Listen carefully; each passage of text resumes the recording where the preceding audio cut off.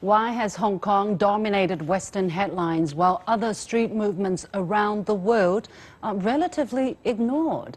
According to a U.S. media watchdog, the New York Times and CNN focus disproportionately on the Hong Kong crisis because the target of those demonstrations is China, a, quote, official enemy of the U.S. The watchdog counted the number of Hong Kong reports by the New York Times and CNN and compared that with their coverage of protests and riots in Ecuador, Haiti and Chile. The disparity was enormous. So what can explain the huge disparity in the number of reports and the content? I'm joined from Hong Kong by Lawrence Ma, a barrister and chairman of the Hong Kong Legal Exchange Foundation. Also still in the studio is Zoon Ahmed, a Pakistani journalist and research fellow at Tsinghua University. So welcome to both of you. To the point. Now, let's take a look at the report by this watchdog. Now, it's a New York-based watchdog that's called Fairness and Accuracy in Reporting, or in short, FAIR. They conducted a study of the New York Times and CNN coverage of 4 important protest movements around the world, as I said, Hong Kong, Ecuador, Haiti and Chile. In total, there have been 737 stories on the Hong Kong protests, 12 on Ecuador, 28 on Haiti, which lasted twice the number, the amount of time or the duration compared to the Hong Kong crisis, and 36 stories on Chile. Both the New York Times and CNN has similar ratios of coverage. Here is how FAIR explained this gross disparity. It says that this disparity in coverage can largely be explained by understanding who is protesting and what they are protesting against. The target of Hong Kong's protesting is an official enemy of the US, hence the extent and favorability of the coverage. Lawrence, let me go to you. What's your take of this disparity? Does it look surprising to you, first of all? And secondly, do you agree with the reason behind such a disparity and the uneven favorability of these reports? Well, it totally does not surprise me, because as you can understand, China has always been a threat to America after the demise of the USSR. Now, if you go back a bit on history, you understand that America has always wanted to change its enemy by internal transformation. For example, by inculcating democracy into that particular enemy. Russia, in the old days, the USSR was disintegrated because it was wanting to promote democracy and putting democracy or political reform ahead of economic reform. Now, our Deng Xiaoping wasn't that would be much more smart than Mikhail Gorbachev. We put economic development in front of political reform. So we do not have a disintegrated China. So the plot of the American, by trying to do an internal transformation, has failed. So after that has failed, what they have come up during about 10 years or 15 years ago is the China containment theory. The China containment theory, which is a foreign policy the American has denied. But they have actually put the China containment policy into effect. And one of those initiatives is media front. There are so many fronts, about 10 front of containment. Military front, food front, so, Lawrence, and one of the front is the media front. Lawrence, so by way of media front, yeah, I see your reasoning. Use the media Lawrence, to smear China. Lawrence, I see your reasoning, but some people would say, well, you talk about a media front. It sounds as if these different media outlets have a coordinated approach, or they coordinate among themselves so that they all take a similar step when it comes to reporting on China. How can that be possible? How can you defend yourself against that? Well, of course, these protesters, initially, if they were peaceful, they should be called pro-democratic protesters. That's true. But when they have committed criminal offenses and against the law, committing arsons and murdering and killing almost people, then they are not rioters. But in the Western media's terms or terminology, they are still called pro-democracy demonstrators. So the Western media actually plays down the headline of the criminal activities of these rioters, but to enshrine their righteousness, or try to support them by morally calling them right. All right. Let me come back to Zoon here in the Beijing studio. Zoon, how do you look at the conclusion of this report?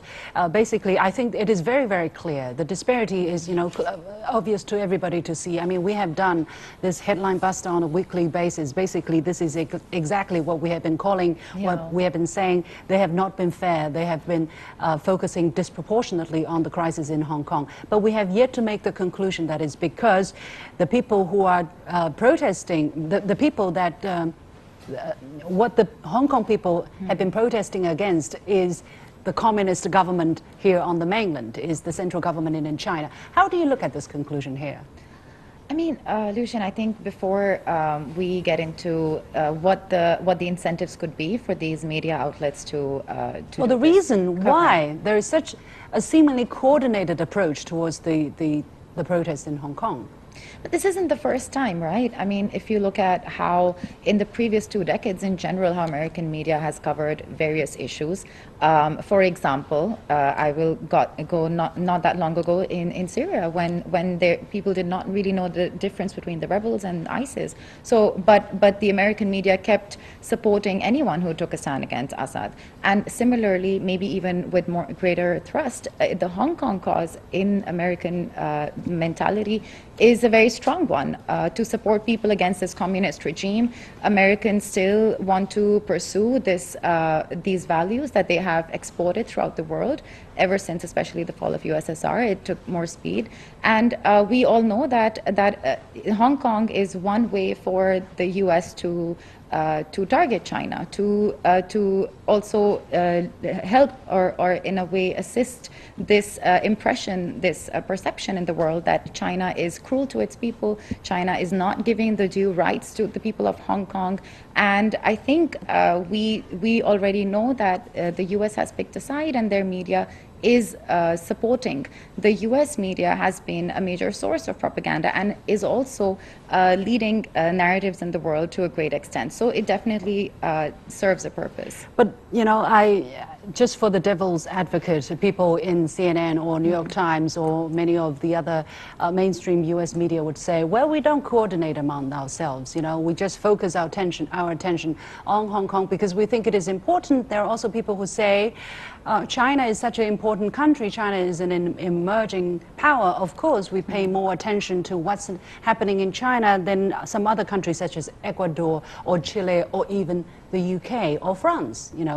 When the yellow vest protests were happening in Paris, there were not merely as many reports coming out of CNN and New York Times than what's happening in Hong Kong. Zoon. I think, Lucian, it's also that journalists or academics are socialized into an environment where they do think exactly the way you just mentioned. They do think that, yes, of course, what is happening in Hong Kong is against basic rights or basic rights, at least their definition of rights of people, right? So, of course, I don't think that journalists or people on the ground that are covering these issues, that are writing reports, are really part of this major, big agenda. Or this, as if, they are aware that these reports are biased for each person talking about Hong Kong or talking about any other issue in the world. They think, yeah, this is just one drop in an ocean. And they don't maybe see the bigger picture. So I personally have spoken with journalists who are really concerned about what's happening in Hong Kong. And in a way, you can say that this also escalates. It's like a vicious cycle. So the more coverage we have about Hong Kong, the more important the issue becomes, and then even more coverage about Hong Kong.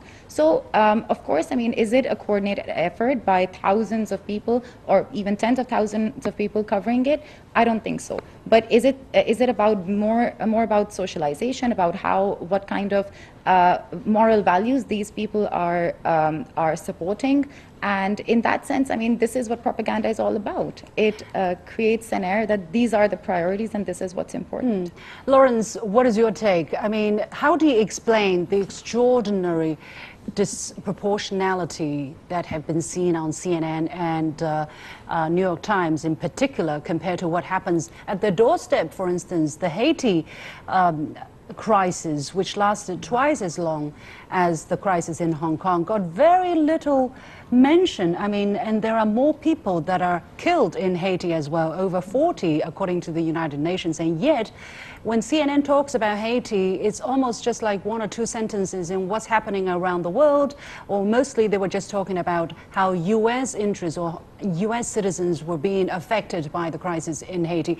And they never caught anybody, either in Ecuador or in Haiti or in Chile, freedom fighters or pro-democracy protesters, but rioters, you know, they called a spade in these places. How do you explain the differences, Lawrence? Well, I think it is not where you are, but what is the cause of the protest? If the cause of the protest is for a cause that is in alignment with a United States interest, then those protesters, no matter how violent they are, they will be called peaceful demonstrators and freedom fighters. But if the cause of the protesters were against U.S. interests, no matter how tame the demonstration is, they would be called rioters. So it's really what the cause of the demonstration is really about to get the headline, and how the media mongols write the headline about it. So I think this is really political, and I would say that it's insidious, insidious agendas to smear China by using Hong Kong protest and to smear the Hong Kong police for violence. Yes. What could be the consequences? Because the report says, the report by FAIR says that corporate media sing the same song on Hong Kong, presenting the situation in the lockstep single-mindedness that would impress any totalitarian propaganda system. So, Zoon, what do you think the potential impact on the mind of the readers who are reading these stories? I think we've already seen the impact. People think China is just being cruel. You know, it's a country.